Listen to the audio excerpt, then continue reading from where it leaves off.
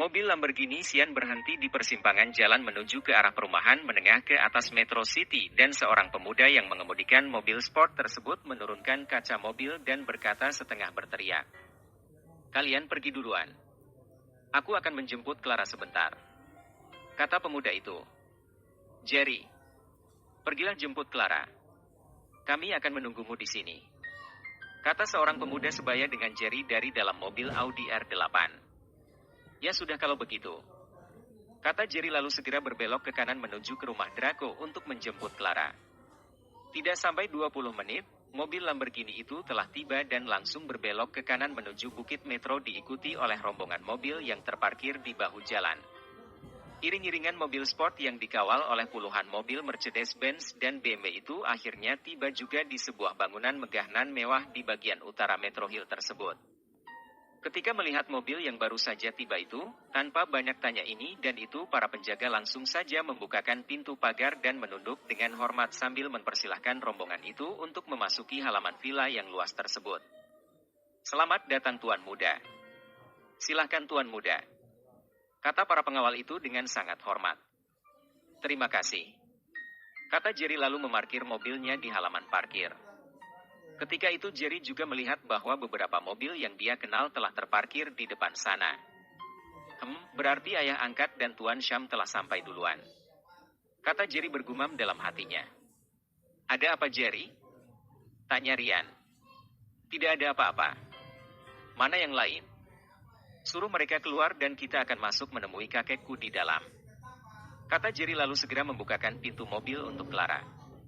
Setelah semua teman-temannya telah berada di dekatnya, Jerry pun akhirnya memimpin mereka untuk memasuki villa itu setelah menginstruksikan kepada para pengawal yang mengiringi rombongannya tadi untuk mengatur posisi menjaga keamanan selama dia berada di dalam villa nanti. "Mari," kata Jerry mengajak Rian, Daniel, Rico dan Arslan untuk memasuki villa tersebut. Bagi Rian dan Daniel, mereka sudah beberapa kali memasuki villa ini dan mereka tidak kaget lagi. Tapi bagi Rico, Arslan dan Clara, jelas mereka terbengong-bengong menyaksikan kemegahan, kemewahan dan keindahan Villa Smith tersebut.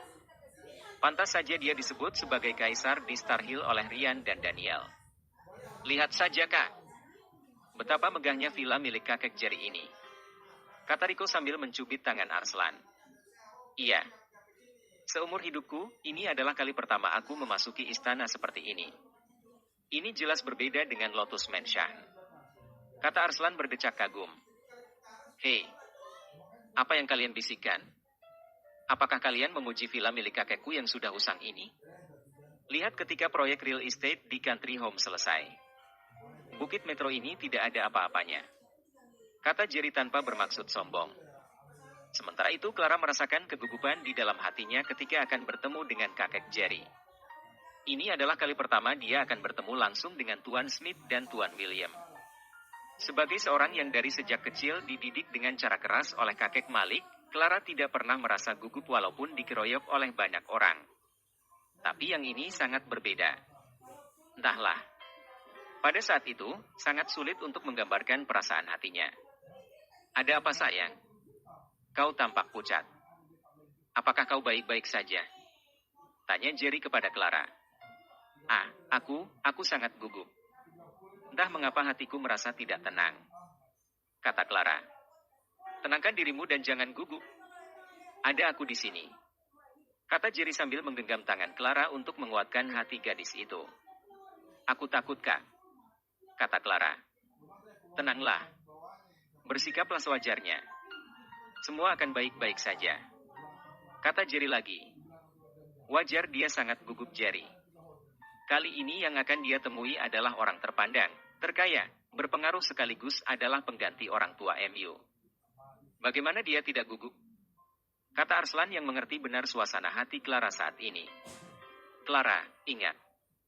Ada aku di sini untuk MU," kata Jerry lagi dan lagi untuk menguatkan Clara. Clara akhirnya luluh juga dan hanya mengangguk saja. Sementara itu di dalam ruangan pertemuan jauh sebelum Jerry tiba bersama teman-temannya, pembahasan tentang undangan dari Megaton itu telah lama berlangsung dan kini topik pembicaraan mereka beralih ke masalah pribadi Jerry. "Draco, aku mendengar bahwa anak MU yang menyelamatkan Jerry ketika dia hanyut dan hampir mati. Aku sangat mengucapkan terima kasih untuk itu, kata Tuan Smith dengan tulus. Ya benar. Aku juga sangat berterima kasih untuk itu. Mungkin jika tidak ada Kak Malik dan anak gadis MU, entah apa yang terjadi dengan jariku saat itu. Kata Tuan William pula.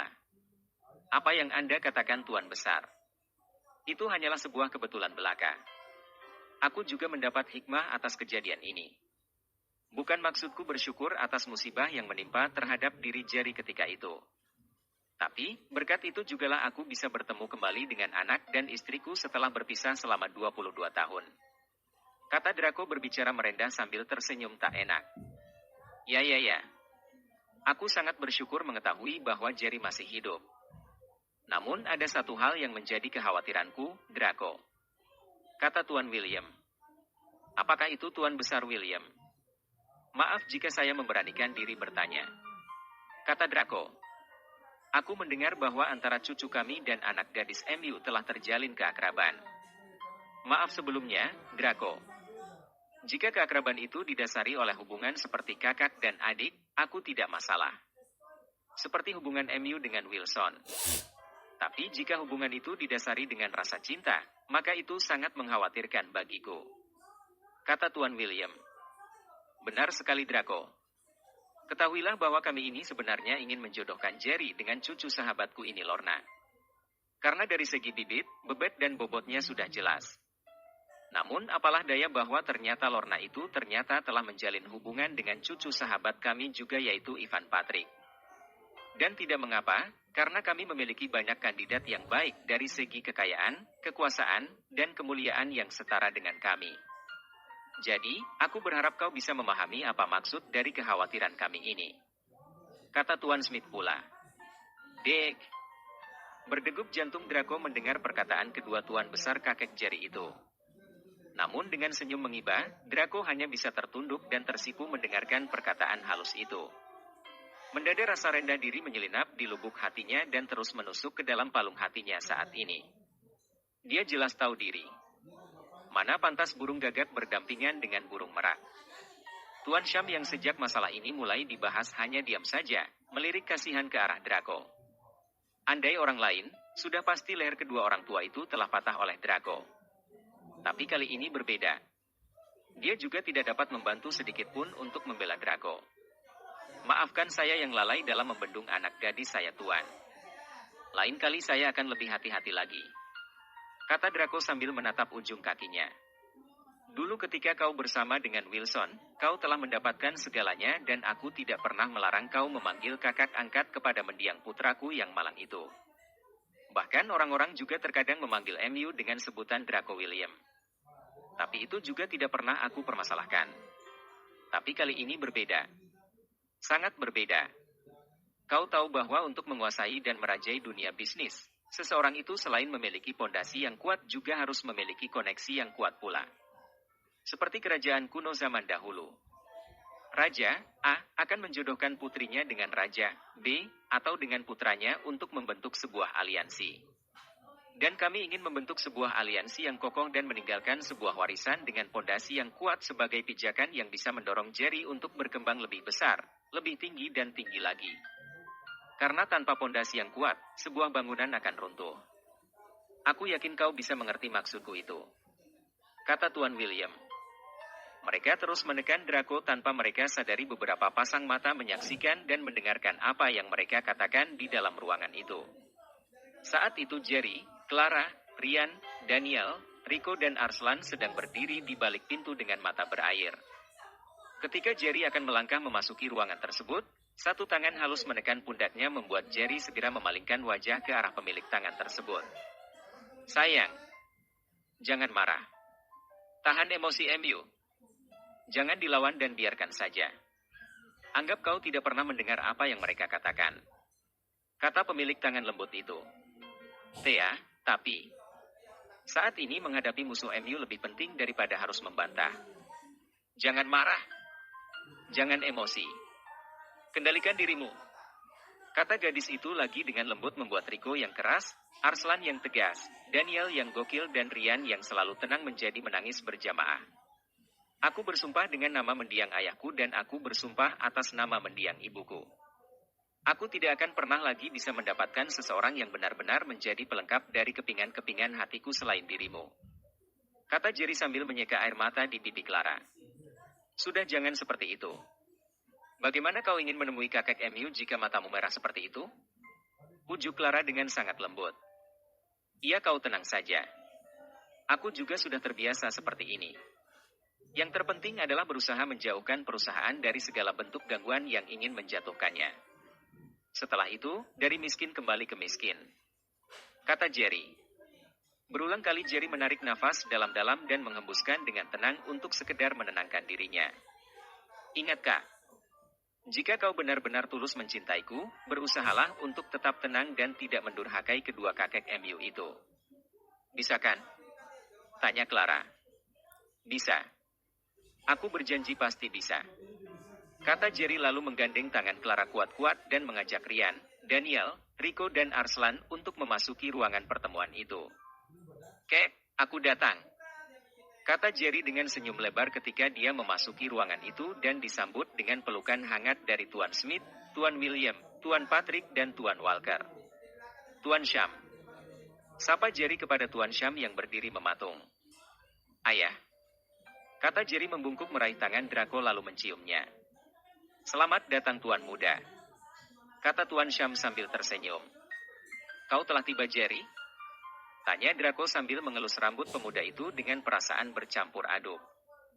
Jerry hanya bisa menatap sayu ke arah wajah Draco yang terlihat penuh beban serta tekanan. Menyedihkan untuk seorang penguasa dunia ke-8 harus menerima tekanan seperti ini. Padahal jika tidak ada Dragon Empire, William Group, Smith Group sama seperti bangkai hidup. Baru setelah Future of Company mengambil alih kedua perusahaan itulah kedua naga ompong ini bisa menarik nafas lega. Bantu aku, Ayah. Bantu aku menghadapi tekanan dari kiri dan kanan pundakku ini. Jika aku tahu bahwa aku hanyalah sebuah alat untuk mencapai sebuah ambisi, maka aku memilih untuk tidak pernah ada. Kata Jerry berbisik ke telinga Draco sambil berpura-pura memeluknya. Jika bukan karena mendiang ayahmu dan kasih sayangku kepadamu melebihi kepada putriku sendiri, sudah lama aku meninggalkan keluarga ini dan menjalankan bisnisku sendiri. Kaulah menjadi alasan mengapa aku mau terhina dan dihina seperti ini. Kata Draco. Terima kasih, Ayah. Kata Jerry lalu segera berbalik untuk duduk di atas kursi kepala keluarga dan dengan lantang berkata, baik, kali ini aku datang atas undangan dari kedua kakekku. Kalian semua yang ada di ruangan ini silahkan duduk. Aku tidak suka antara aku dan kalian dipisahkan oleh jarak yang terlalu jauh. Tuan Samuel dan Anda Tuan Leonard, sediakan kursi untuk mereka. Kata Jerry dengan tegas. Dengan senang hati Tuan Muda. Kata mereka berdua lalu bergegas menyediakan kursi untuk Tuan Sham, Draco, Regan, Ryan dan yang lainnya termasuk beberapa orang yang tidak bisa disebutkan satu persatu. Bersambung dulu ya.